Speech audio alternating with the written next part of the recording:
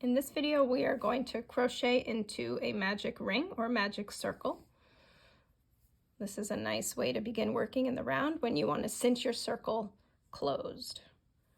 Begin by giving yourself a little bit of an extra long tail and placing your yarn over your hand. You're going to wrap your yarn around your fingers and cross over as if you're making a slip knot.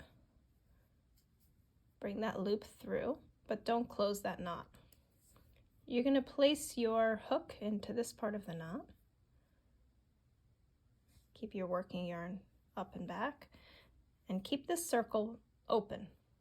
You're going to chain the number of stitches that you need for whatever stitch you're making. For example, if you're doing double crochet, you're going to just begin right away, chain 3 stitches. And you're going to work your double crochet stitches right into this large ring. Try to keep that waste yarn in this part of the knot out of your way. So for this ring, for this circle, we're going to make, let's say, 12 double crochets.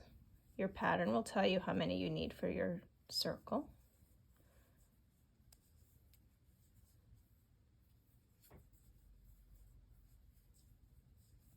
And you're going to work around both of these strands here. Make sure you keep this tail over here.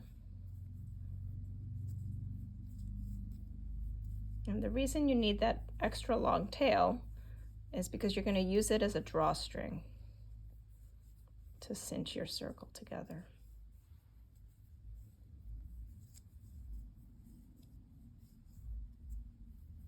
Again, we're just going to do about 12 double crochet stitches.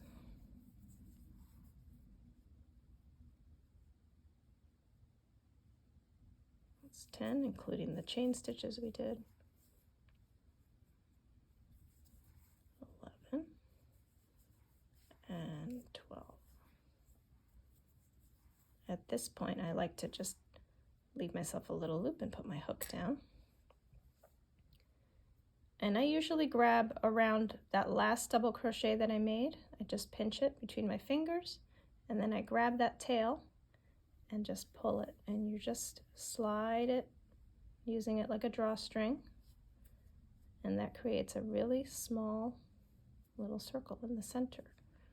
Most likely you're going to join this last double crochet to the first one by doing a little slip stitch,